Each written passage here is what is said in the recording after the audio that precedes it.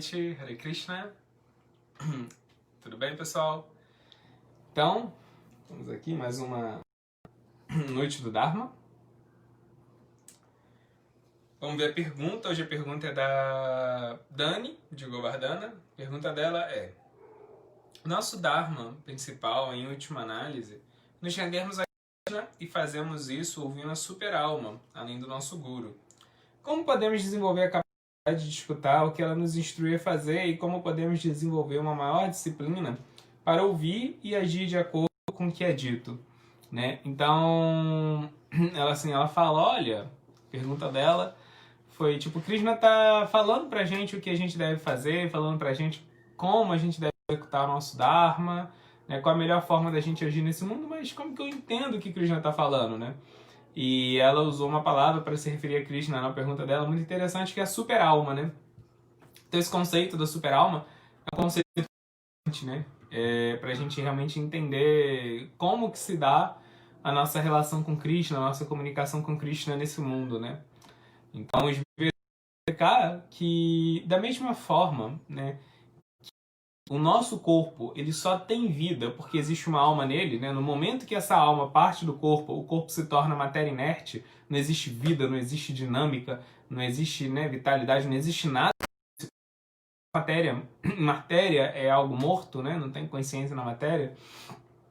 Então, da mesma forma que o nosso corpo ele só é vivo porque tem uma alma dentro dele, esse universo inteiro é como se fosse um corpo gigantesco, né? O universo tem suas atividades, o universo está sempre em expansão, né? Tem galáxias, dentro dessas galáxias tem planetas, né? E tudo mais dentro desse universo, e tudo isso é algo muito vivo, muito dinâmico, né? Os planetas têm suas órbitas perfeitas, né? Assim, a órbita de cada planeta, ela é assim, exatamente calculada. Se cada planeta se desviasse poucos centímetros da sua órbita, isso ia muito grande na configuração do universo por causa da força gravitacional, né?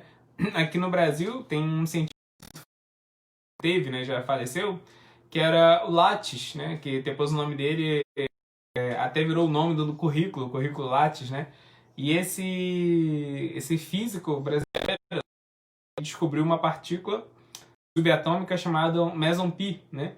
E essa partícula, ela é realmente relacionada a assim, as forças nucleares, né? E sim, ela, a precisão dela, o campo de influência que ela exerce sobre a força nuclear é assim algo extremamente preciso, né? Se o meson pi não tivesse o tamanho e configuração que ele tem, a gente não ia ter átomo, e se a gente não tem átomo, a gente não tem a própria existência. Então, assim, esse universo é muito bem calibrado, e é um universo vivo, um universo com muitas atividades, né? Uma coisinha fora do lugar nele ia destruir o universo inteiro.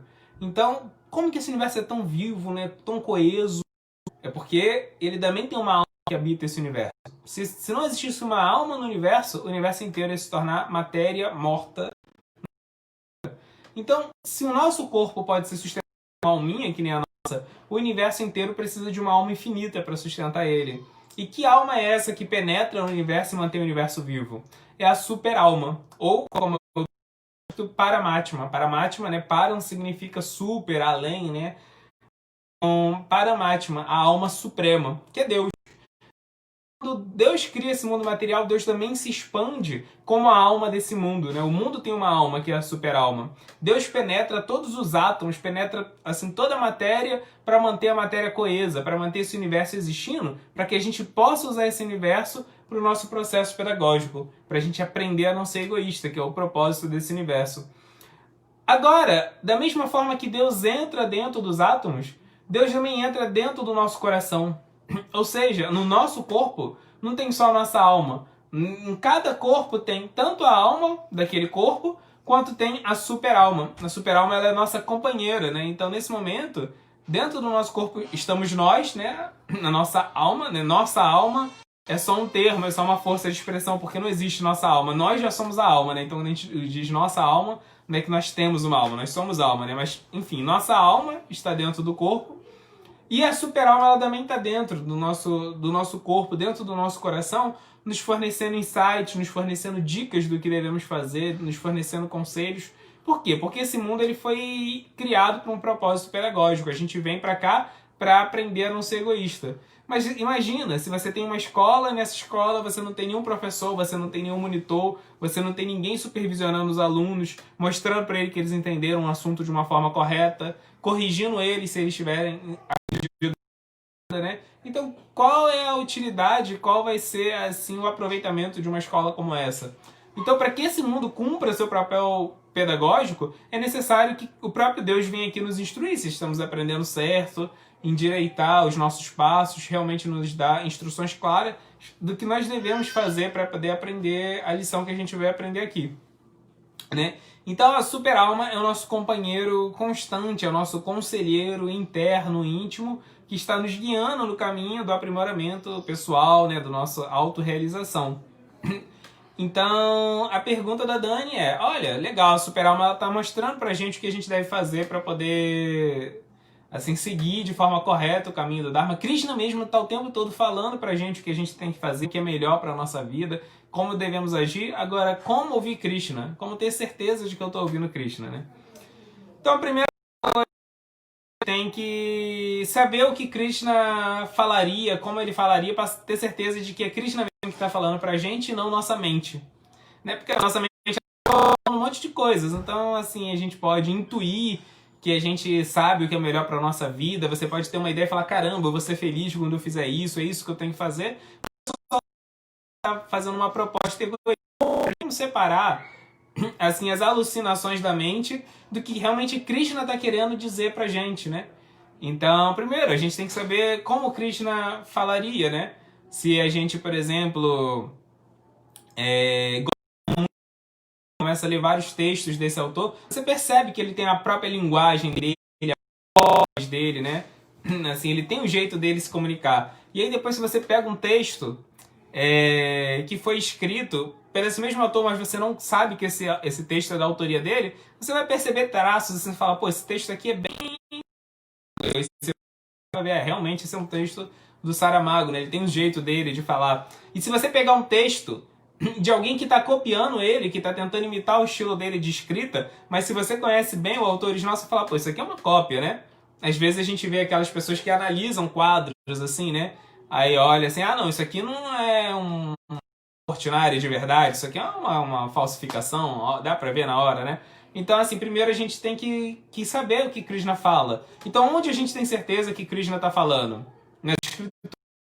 Então, tudo aquilo que a super-alma vai falar pra gente não pode contradizer o que está nas escrituras. Só tem que reafirmar, só tem que mostrar pra gente como a gente aplicaria aquilo que já está descrito nas revelações divinas de Krishna, né? Então Krishna fala na Bhagavad Gita, Krishna fala no Srimad Bhagavatam, os devotos puros de Krishna também falam em nome dele nas escrituras, então a gente tem que conhecer primeiro as escrituras, assim, elas vão ser a estrutura no qual nós vamos nos basear para validar qualquer intuição que a gente tenha, para a gente realmente saber que a super-alma está falando com a gente, ela tem que estar reafirmando esses pontos, né?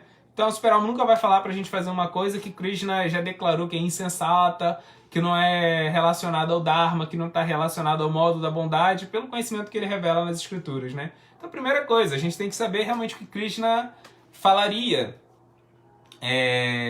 Isso é muito interessante, né? Que uma pessoa, ela nunca muda o seu discurso, né? Mesmo que ela esteja falando uma coisa completamente diferente, né? Tem aquele...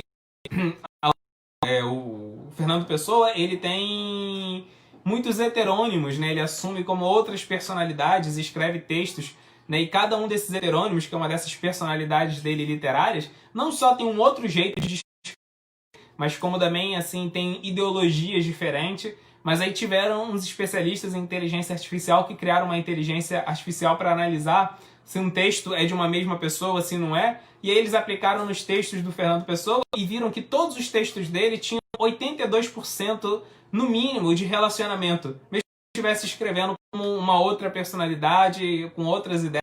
Assim, a essência dele estava ali. Então a essência de Krishna é igual, né? Então, assim, Krishna, quando ele está falando na sua intuição, tem que ser o mesmo Krishna que está falando nas escrituras, né? Ela está o tempo todo nos fornecendo intuições. E a gente tem que estar com a consciência pura para poder entender o que ele está nos comunicando. Mas independente do que ele esteja nos comunicando, né? Esse é o ponto, não vai ser divergente das escrituras. Então, esse é a gente tem que saber o que Krishna falaria, para saber o que ele está nos falando. Aí depois a gente tem que lembrar onde a super-alma está. A super-alma ela está basicamente em 3 lugares. Ela está no nosso coração, ela está no coração das outras pessoas e ela está dentro da matéria. Então, se a gente quer ouvir a super-alma, primeiro a gente tem que ouvir a matéria, a gente tem que ouvir os outros, ouvir a super-alma da gente, né? E aí como que a gente vai fazer isso? Bem, Krishna mesmo fala como a gente vai purificar a nossa relação com a nossa meditação pura na matéria de Vibhuti Yoga, no capítulo 10 da Bhagavad Gita, né? Vibhuti significa opulência, ou seja, a gente vê a matéria como uma opulência divina. Então quando a gente passa assim por uma paisagem, ela é muito bela, é incrível, a gente olha para essa paisagem e fala, poxa, caramba, né? Que lugar lindo. Mas aí Krishna fala, a fonte da beleza desse lugar sou eu, né? Krishna é a fonte da beleza. Assim, se você vê uma pessoa que é muito bem-humorada, você se diverte com o humor dela, com o senso de humor dela, Krishna fala, ele é a fonte desse senso de humor e por aí vai. Tudo aquilo que existe de admirável nesse mundo, a fonte é Krishna. E aí o ponto é o seguinte, né? Sempre que a gente vê algo atrativo nesse mundo, a nossa tendência natural é querer aquilo pra gente. Se a gente vê algo que é belo, a gente deseja aquilo, né? Se a gente ouve algo assim, né, que de alguma forma nos agrada, algo que é precioso, algo que é valioso, a gente vai necessariamente, a tendência é de alguma forma a projetar o nosso egoísmo naquilo e a gente querer aquilo pra gente. Mas se não, se a gente entende que tudo agradável, de belo, de atrativo nesse mundo é um reflexo da energia de Krishna, a gente vai ver tudo com respeito. Então quando a gente vê que é atrativo, algum lugar que é atrativo, alguma coisa que é atrativa, em vez da gente querer dominar, cobiçar aquilo, a gente vai servir, né? Então a gente vai ver a natureza e vai querer servir a natureza. Por quê? Porque a natureza é parte assim da potência de Krishna. A gente vai ver uma pessoa que é bela, que é inteligente, que é bem-humorada, que é sensata, que é justa. A gente vai querer servir essa pessoa, a gente não vai querer tirar prazer dela, mas a gente vai querer servir ela. Se a gente vê algo que é valioso, né? Se a gente, por exemplo, lida com a tecnologia, com dinheiro, com fama, com todas essas coisas que são atrativas, a gente não vai querer, assim, usar elas para servir, né? Então, mudar essa mentalidade em relação à matéria, de querer se apropriar da matéria, usar a matéria para servir, ver a matéria como parte de Deus, isso é uma forma de meditação. E é a meditação que vai permitir a gente entender a super-alma através de uma das suas manifestações que é conhecida como Upa-Guru, né? Upa significa quase, então Upa-Guru é quase um guru. E se eventos na nossa vida, ele fala da matéria, ele dá sinais pra gente do que a gente deve fazer através da matéria, né? Ele tá o tempo todo nos dando sinais, mas a gente olha pra matéria e a gente já banalizou o contato com a matéria, então a gente não consegue ver esse, né? A gente só olha a matéria e vê uma coisa sem graça, monótona, que a gente já está vendo todo dia. A gente não consegue ver Deus falando com a gente através da matéria. Tem até uma cena naquele filme Todo Poderoso que é bem legal nesse sentido, né? Que o Bruce, que é o personagem do Jim Carrey, ele ora para Deus dar um sinal para ele do que ele deveria fazer. E aí começa a aparecer um monte de coisas. Vira direita, vira direita. Não percebe que é um sinal, né? E passa um caminhão assim com um monte de placa assim luminosa virando para a direita, e aí ele vai e blasfema, fala: "Poxa, Deus, seu cretino, não dá sinal nenhum", né? E aí ele não vira acidente de carro, né? Então, assim, ele tá dando sinal o tempo todo pra gente, a gente fala: "Pô, Deus não dá um sinal", né? Deus fala com a gente através das outras pessoas. Por quê? Porque ele tá no coração das outras pessoas, né? Então, a gente tem que purificar a nossa relação com as outras pessoas. E aí a gente vai, assim, um grande mestre da tradição de Bhakti, ele vai falar: normalmente nesse mundo as pessoas elas têm 3 tipos de tendências quando elas se relacionam com outras pessoas, né? Primeira coisa, quando a gente encontra alguém que é melhor do que a gente, normalmente a gente sente uma necessidade, né, de estar na posição daquela pessoa. Tem uma tendência que todos temos de ter uma invejinha que a gente, né? Então, sutilmente, a gente pode ceder, sucumbir a essa tendência e tentar puxar o tapete dessa pessoa para ser melhor do que ela. E se a gente não consegue isso, a gente pode ficar bajulando aquela pessoa para poder ficar com os restos dela, né? Já que eu não sou melhor que ela, pelo menos eu vou dar uma parasitada ali. E aí, a segunda tendência que nós temos egoístas é quando a gente encontra alguém que é inferior a gente vai e tenta manter essa pessoa pra gente continuar se sentindo superior. E isso é uma coisa tão sutil que às vezes a gente vê isso mesmo no meio religioso, né? Assim, a pessoa, ela não aceita que outras pessoas, assim, estão crescendo, desenvolvendo autonomia. Mesmo, assim, líderes religiosos tentam manter os seus liderados como subordinados, assim, como minionzinhos, né? Não dão autonomia, não ensinam a pessoa a pensar para as pessoas ficarem dependendo deles, né? Até no meio religioso existe isso. Terceira tendência, quando a gente encontra alguém que é igual a gente, aí essa pessoa, a qualquer momento, ela pode ser melhor do que a gente. Então a gente cria um senso de rivalidade com essa pessoa, né? Então esse é o segundo tipo de egoísmo que a gente tem, né? O egoísmo nos relacionamentos humanos. E aí a gente vai ver, na área da Moon, ele fala que a gente tem que purificar esse tipo de tendência. Como? Quando a gente encontrar alguém que é melhor que a gente, que é superior a gente tem que ficar muito feliz com isso. Ainda bem que existe alguém que é melhor do que a gente, ainda bem que existe alguém que a gente pode recorrer. Não devemos ser orgulhosos. Quando a gente vê que alguém é melhor do que a gente tem que pedir ajuda para essa pessoa, né? A gente tem que estar realmente assim muito satisfeito, né, pelo fato de que existe alguém que é melhor e pode fornecer ajuda pra gente. Agradecido. Muito agradecido, né? E aí quando a gente encontra alguém que está no nível abaixo da gente, a gente não aceitar, falar, pô, essa pessoa, eu não vou tentar ajudar ela para ela chegar no mesmo nível que eu tô, né? Eu tenho que, assim, ficar feliz a se aprimorar, não tenho que querer manter ela menor, assim, do que eu para ser uma plateia, para ficar batendo palma para mim, não, eu tenho que ajudar ela a ter o próprio show dela, assim, né?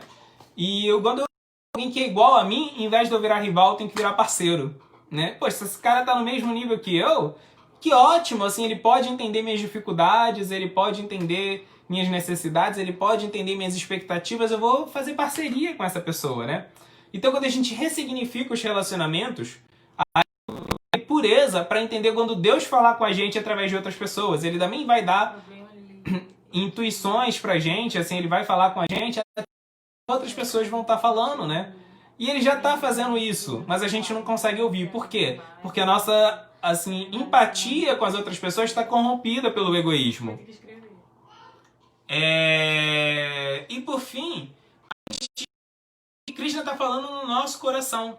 Ele já está o tempo todo nos dando intuições, assim, ele está falando através dos nossos pensamentos, mas a gente não consegue separar quais pensamentos são, assim, enviados pela superalma e quais pensamentos são enviados pelo nosso egoísmo. E como a gente separa isso? Criando uma relação direta com Krishna.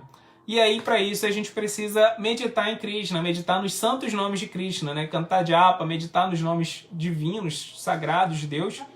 Só que não só meditar no nome de Deus, mas meditar no nome de Deus com a mentalidade correta. E meditar no nome de Deus com a mentalidade correta inclui 3 coisas. Primeiro, inclui que você não vai meditar de qualquer forma caprichosa, do jeito que você acha que tem que meditar. Não, você tem que meditar como? Como a sucessão discipular revelou que é o processo de meditação. Então, grandes mestres do passado já se iluminaram com esse conhecimento e eles estão dando dicas, estão dando instruções. Olha, medite dessa forma, não medite dessa, né? Quando você meditar, cultive esse tipo de sentimento, não faça isso. Se comporte dessa forma, não se comporte dessa, né? Então, esse é o primeiro que faz com que a gente tenha uma meditação pura, uma meditação plena. A gente tem que meditar, fazer a japa, mas fazer a japa seguindo as instruções de quem revelou esse conhecimento. No caso, assim, por exemplo, nos ocidentais, quem primeiro revelou esse conhecimento, a sua plenitude, foi Prabhupada. Então, meditar nos livros de Prabhupada, aprender o que Prabhupada está falando nos livros, ouvir o que ele tem para dizer a respeito da japa, dos santos nomes. Precisamos dessas instruções, assim, né? Desses mestres para poder meditar de forma correta. Senão a gente vai estar fazendo essa meditação de uma forma vaidosa, né? Imagina que com a nossa capacidade de concentração, com a nossa determinação, até com a nossa motivação egoísta, assim, né? E com a nossa capacidade limitada, a gente vai conseguir ter uma meditação pura? Então não, a gente tem que, assim, pedir ajuda para esses grandes mestres, assim, que compilaram livros, que revelaram esse conhecimento, que deram sua vida para propagar esse conhecimento para a humanidade. E aí, o segundo gatilho que ativa uma meditação plena é o que é conhecido como Istadeva. É você realmente saber quem você está invocando na hora que você medita em Deus, né? Você não basta meditar em Deus como Deus é uma abstração. Deus é só uma ideia, um conceito de alguém superior que vai me ajudar, que vai fornecer o que eu preciso para poder acabar com os meus problemas. Não, quem é Deus? Quem é a pessoa de Deus? Porque você não quer saber o que Deus está ouvindo? Assim, quer dizer, o que Deus está falando? Você não quer saber o que Deus está falando para você, mas quem é Deus? Né? Quem é Krishna? Quem é essa pessoa? Então você tem que conhecer ele. Como que você quer entender o que uma pessoa está falando para você se você nem sabe quem é essa pessoa? Então, por exemplo, no Srimad Bhagavatam, tem a descrição de quem é a pessoa de Deus, o que ele gosta, o que ele não gosta, o que ele faz, o que ele não faz, né? Com quem ele se associa, com quem ele não se associa, do que ele gosta, quais são as preferências, qual é a psicologia dele, né? Então a gente tem que estar realmente atraído por Deus, para a gente poder estabelecer esse link, esse elo, essa comunicação pura com ele. A gente tem que conhecer a pessoa de Deus, né? Os hábitos dele, a moral dele, os amigos dele, tudo isso a gente tem que conhecer, as energias dele, as atividades dele. Então, essas descrições de Deus estão nas escrituras como o Bhagavatam. E quando a gente medita na japa, a gente tem que meditar nessa pessoa que está sendo descrita no Bhagavatam. Né? Se a gente fizer isso, a gente vai ficar muito atraído por essa meditação. Porque essa pessoa é muito agradável, né? O que ela faz é genial, as atividades dela são maravilhosas, né? E o terceiro gatilho para ativar uma meditação plena, por fim, é justamente o que é chamado de Viniyoga. Viniyoga é uma determinação, um objetivo na sua japa. E qual é o objetivo da japa?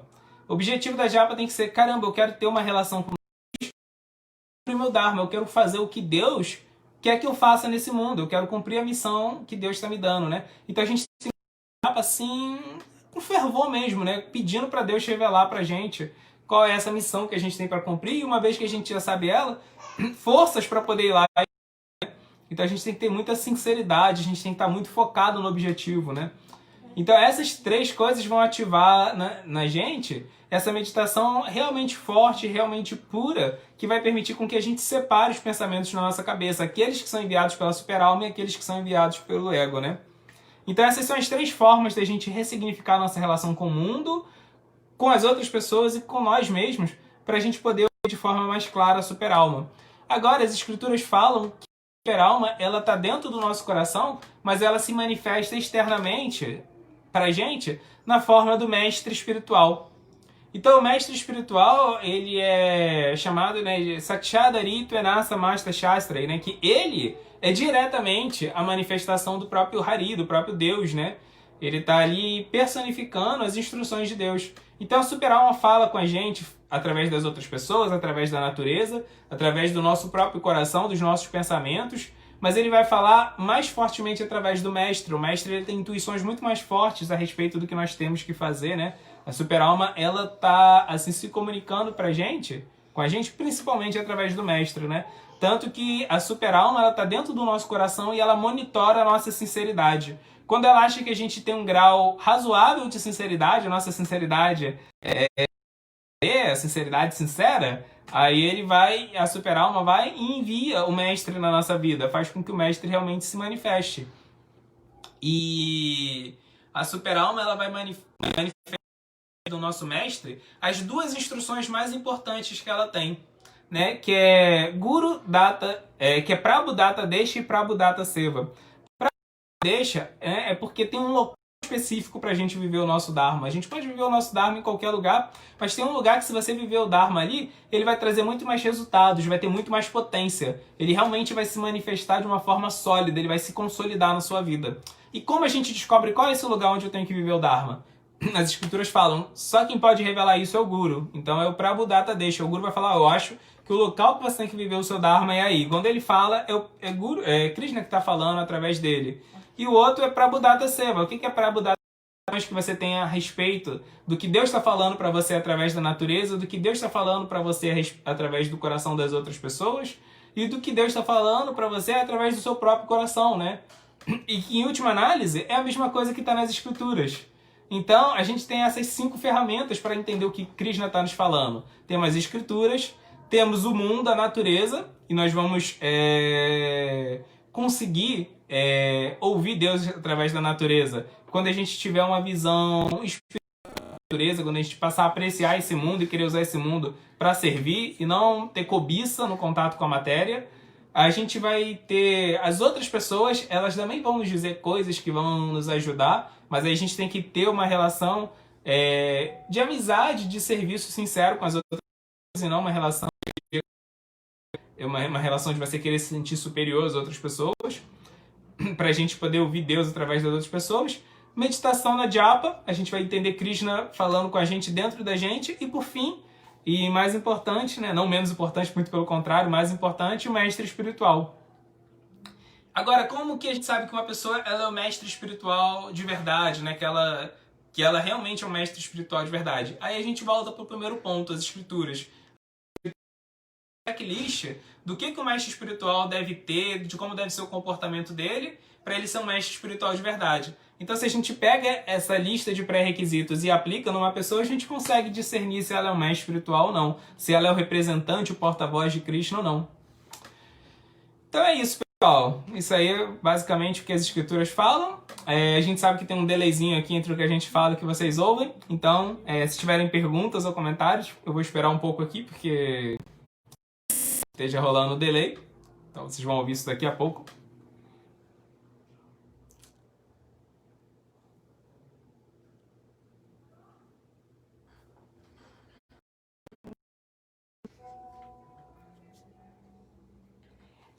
Ela continua na outra imagem. Temos uma pergunta aqui do Luiz Lerner. Tem uma dúvida. Por favor, Krishna teve várias encarnações na Terra? Sim. Por quê? E quando esteve na Terra, estava também em outros planetas? Já que Krishna está em toda parte, e por que na Terra se existem trilhões de planetas ou infinitos planetas no universo? E como estarei com Krishna em plano com tantos seres no universo? Queria entender melhor a natureza de Krishna, de como pode estar em todos os lugares ao mesmo tempo, encarnado na Terra, e como está com ele pessoalmente, são tantos seres no universo. Pergunta muito interessante. Sim, Krishna tem muitas encarnações. Krishna se manifesta, Krishna encarna nesse mundo, como ele mesmo fala na Bhagavad Gita, para cumprir 3 propósitos: para acabar com o mal, para ajudar os sadhus, né, os transcendentalistas, os espiritualistas, e para reensinar o caminho do Dharma. Então, sempre que ele vem ensinar o caminho do Dharma, ele vem ensinar de acordo com o momento histórico, de acordo, né, com aquela situação cultural. Então, Krishna fala o mesmo ensinamento, mas em diferentes formas, para diferentes povos, em diferentes momentos históricos, né? E Krishna não vem só na Terra. Krishna vem em todos os planetas, né? Tem trilhões de planetas e, segundo a visão dos Vedas, o nosso universo ele é densamente povoado, ou seja, existe vida inteligente em todos os planetas. E essa vida, ela não necessariamente é feita do mesmo tipo de matéria que a gente tem aqui. Por isso que a gente não consegue, às vezes, perceber vida em outros planetas, segundo a visão dos Vedas, né? Então, Deus vem em todos os planetas, não é que ele vem só na Terra. Krishna está encarnando em todos os planetas em diferentes formas, né? Os avatares de Krishna, as manifestações de Krishna, aparecem em diferentes formas, às vezes em formas de animais, né? Em formas humanas, né? Tanto masculina quanto feminina. Krishna vem até na forma de vegetais, vem em diferentes formas, né? E diferentes culturas, diferentes povos. E ensina a essência do conhecimento é a mesma, mas de acordo com o tempo, com o local e com a circunstância, ele apresenta de outras formas. E como a gente pode estar com Krishna no mundo espiritual com tantos seres? Bem, a gente nem imagina quantas almas tem no mundo espiritual. Por quê? Porque segundo a descrição dos Vedas, apenas 25% das almas estão nesse mundo material. Só que o que os Vedas chamam de mundo material não é só esse universozinho que a gente está. Os Vedas falam que esse universo que a gente está é apenas um universo minúsculo no meio do multiverso. O multiverso tem assim, milhões de universos como o nosso, né? Imagina, o nosso planeta não é nada dentro do universo que a gente está, e o universo que a gente está não é nada dentro do multiverso material. Se você pegar todas essas almas, que são muitas, porque imagina, dentro do corpo tem muitas almas. Imagina a nossa flora bacteriana, cada bactériazinha dessa é uma alma.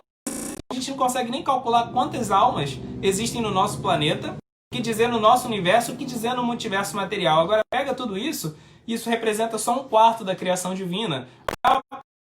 Almas puras estão no universo espiritual.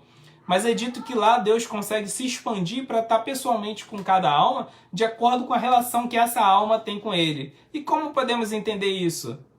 Não podemos entender totalmente, isso é algo que só podemos experimentar, a gente só vai entender completamente quando a gente experimentar, porque uma das características de Krishna é que ele é atintya, ele é inconcebível, né? Sim, se existem coisas nesse mundo que acontecem, que são reais, mas que a gente não consegue entender totalmente, a gente só consegue experimentar. Se existem coisas nesse mundo que são inconcebíveis, Deus, como é a fonte de tudo, ele tem que ser o ser mais inconcebível. Então, sendo o ser mais inconcebível, né, tem coisas, características, aspectos dele que a gente só vai entender de verdade, não através de filosofia, não só através do nosso raciocínio, que é extremamente limitado, mas só quando a gente realmente tiver experiência direta com isso.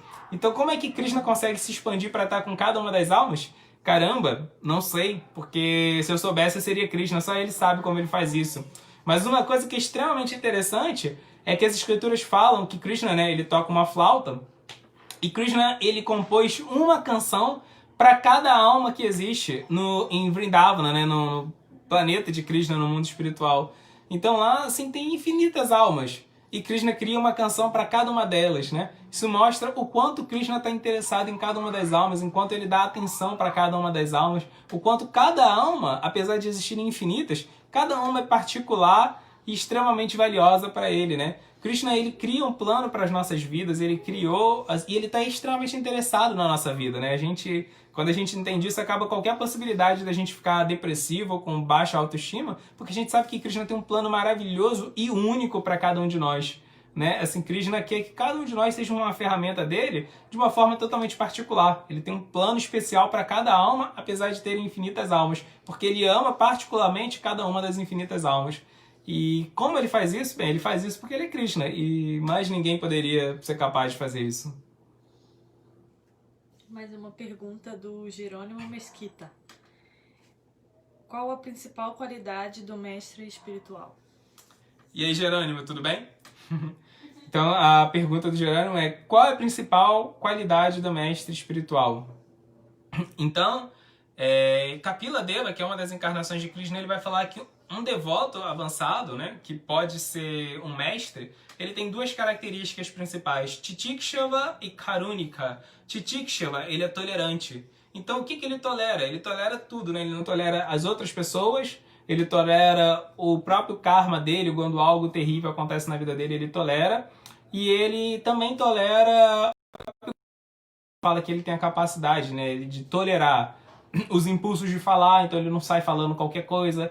Ele tolera a ira, né? Não que ele nunca se ire, mas ele só se ira quando ele se ira no momento certo, né? Então não é que ele é apático, que ele nunca se ira, porque se ele fizesse isso, ele não ia ser um mestre, ele ia ser um trouxa, né? Ele ia permitir que coisas injustas acontecessem. Então ele tolera a ira e só usa ela no momento correto. Ele tolera a gula, né? Ele tolera o impulso dos genitais. Ele é capaz de tolerar, assim, o próprio corpo. Ele é autocontrolado, né? Então ele tolera todas essas coisas. Titikshava, né? Muito tolerante. E Karunika, ele é muito misericordioso. Então, ele é tão misericordioso que ele não fica satisfeito de só ele ter uma relação com Krishna. Então, ele está o tempo todo pensando, bolando planos para fazer outras pessoas se relacionarem com Krishna. Então, o mestre espiritual, ele não é Krishna. Não é que ele é uma pessoa infalível, que ele nunca erra, que ele nunca vai cometer um erro. Mas ele está o tempo todo as outras pessoas a despertarem sua relação com Deus, né? Ele está o tempo todo tentando ajudar as outras pessoas, e para isso ele aceita riscos, né? Para isso ele não está preocupado em abrir mão de certos confortos, de certas coisas que ele sonhava para a própria vida dele, né? Então é isso, é Karunika, ele é compassivo dessa forma, né? Mas ele é o mestre, assim, ele continua sendo uma alma, né? Ele não substitui Krishna, pelo contrário, ele é o representante de Krishna. Então essas duas principais características, né? Muito tolerante e ao mesmo tempo muito misericordioso. Ele não para nunca de pensar como ele pode fazer um bom uso de tudo que existe nesse mundo para levar Krishna para as pessoas. Então o mestre, ele é assim, sempre criativo, aberto a entender esse mundo, o que ele pode fazer para usar as coisas desse mundo para cumprir essa missão de ajudar as outras pessoas a encontrarem Krishna.